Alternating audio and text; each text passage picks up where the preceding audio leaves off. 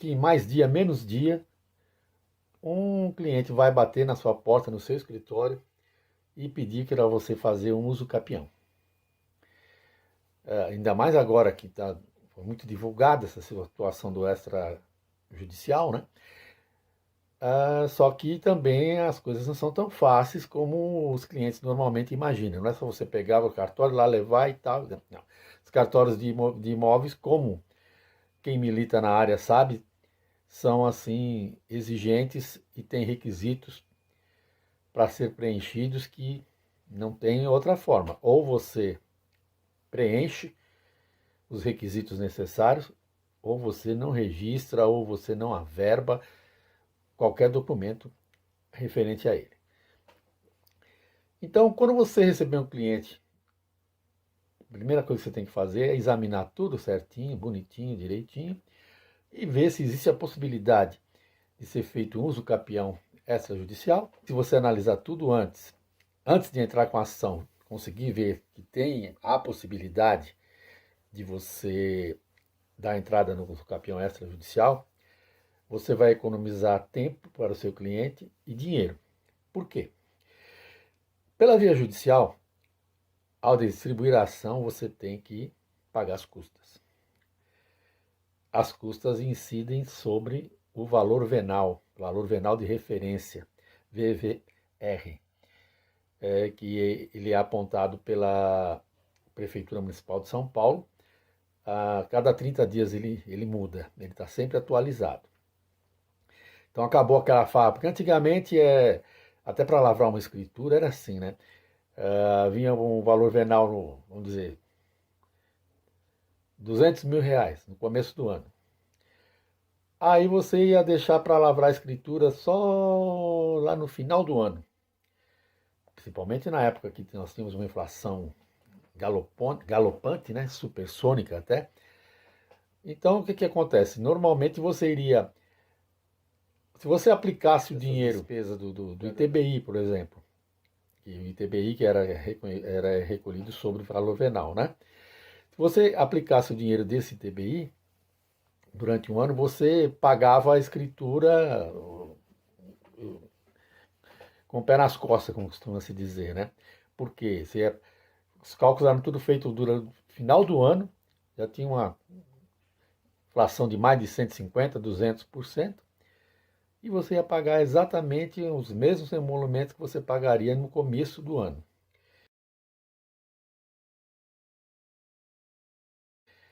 Aí a prefeitura acordou, né? Então o que eles começaram a fazer? Começaram a atualizar o valor venal.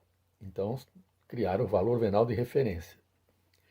Então hoje, tudo que você vai fazer em relação a imóvel, a recolhimento, ITBI, ITCMD também, o que acontece? É tudo sobre o valor venal de referência, sobre o valor atual do imóvel. Então acabou a farra, né? Aí você vê um detalhe, você vai distribuir uma ação de, hipótese de R$ 200.000. Você vai ter 1% de despesa, de custas judiciais já para distribuir a ação. Normalmente, o que o juiz faz? O juiz já nomear um perito, pede para você para fazer tudo que é necessário, facilitar a vida dele, inclusive, não é verdade? Só que isso tem um custo, né?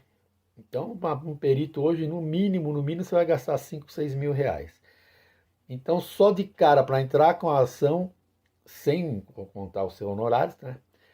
O cliente já estaria gastando aí no mínimo 8, 10 mil reais. Se você concluir que o uso capião tem que ser feito judicialmente, é bom você aprender um pouquinho agora o caminho das pedras para você não perder tempo. Ficar faltando algum documento, alguma coisa, aí o juiz despacha para você cumprir, aí aquilo demora até voltar de novo concluso, é aquela confusão que a gente sabe, aquela demora que a gente sabe. Então, vou te mostrar o caminho das pedras para você economizar tempo e dinheiro. Tempo é dinheiro, não é verdade? Então, vamos lá. Justiça gratuita. A gente sabe que nem todos os juízes aceitam simplesmente a declaração de hipossuficiência. Entre provas, no caso, declaração de imposto de renda, se for aposentado, apresentar extrato de benefício do INSS. Então é bom você tomar cuidado com essa situação do pedido de justiça gratuita, já para evitar algum despacho desfavorável, que ela não seja concedida no caso, então você já junta todos os comprovantes além da declaração, certo? O valor da causa. O valor da causa é o valor do imóvel. E como eu já disse, é o valor do imóvel atualizado pela VVR, valor venal de referência. O valor venal de referência é determinado pela prefeitura. Então, não vai ter outra forma. Você vai precisar juntar ou recolher as guias processuais para poder distribuir a ação, certo? Você tem que esclarecer a origem da posse, da aquisição, exibir justo título, se for o caso, ou indicar nos autos, né, o que for necessário, apresentar documentos que comprovem a posse, relativa a todo o período aquisitivo. Então, pode ser provante de pagamento de água, de luz, gastos de edificação, gastos de reforma, pedido de, quanto é coisa muito antiga, pedido de ligação de energia elétrica, notas fiscais de produtos dentro de lojas, de magazines, que contém o seu nome e o endereço do imóvel que você pretende estar fazendo uso capião, né? Você vai precisar também do memorial descritivo da planta ou croquis do imóvel com as medidas perimetrais certinha da área.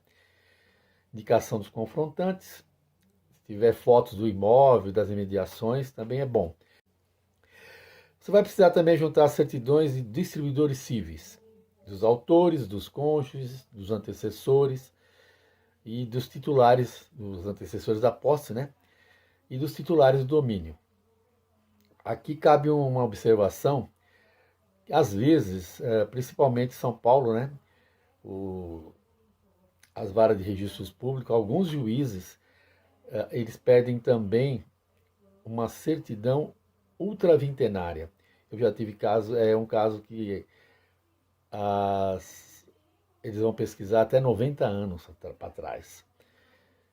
Então eu já tive casos de o juiz exigir a apresentação de certidões ultravintenárias, que ela vai abranger um período de 90 anos.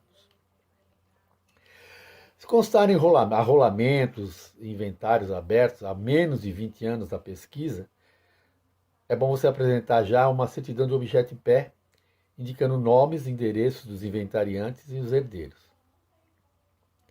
Se for pessoa jurídica, que tem um número excessivo de ações, o autor deve comunicar esse fato ao juiz. Então você comunica o juiz, que é para já não ter problema, né? Você deve indicar as pessoas a serem citadas e cientificadas de acordo com informações do registro de imóveis, a qualificação completa dos titulares do domínio, dos confrontantes, os confrontantes de fato e os tabulares, né? Dos ocupantes, possuidores. Em caso de apartamento, né, de unidade autônoma de apartamento, você vai precisar juntar a declaração do síndico. Nesse caso de apartamento, é dispensada a citação dos confrontantes, certo?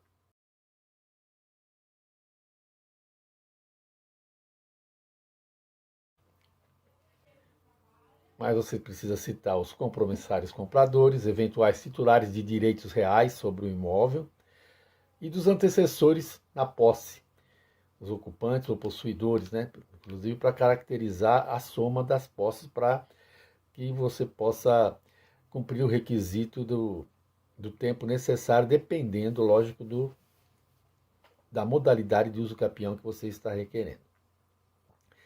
Se for possível, você junta já declarações de anuência dos confrontantes laterais dos fundos do imóvel. Principalmente com firmas reconhecidas, já vai ajudar bastante. Procuração de pessoa jurídica, você deve apresentar o documento que indica a representação legal dos poderes outorgados. Se inventariante, apresentar certidão de objeto de pé do inventário, arrolamento e certidão de inventariança. Então, se você tomar todos esses cuidados, você vai ter assim um tempo economizado muito grande, que dificilmente vai ter alguma surpresa do juiz pedir alguma coisa que, além da demora depois para você providenciar, como já disse, vai ter a demora do processo de você cumprir o despacho. Cumprir o despacho não significa que está tudo bem, né? Aí a gente tem que esperar, às vezes, 3, 4, 5, 6 meses para voltar outra vez concluso. Então, você evita bastante tempo com isso, né? Então, esse é mais um dos caminhos das pedras que você pode se utilizar quando for distribuir uma ação de uso capião.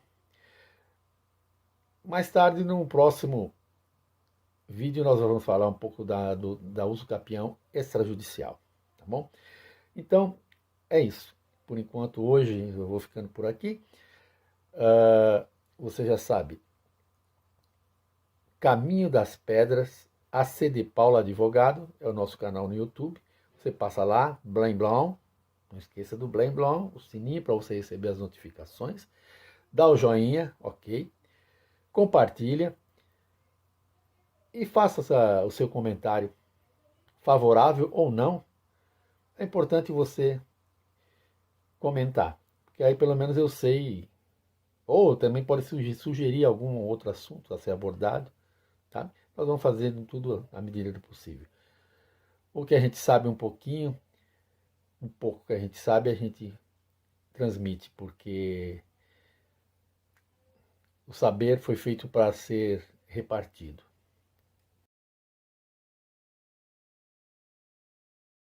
Ok?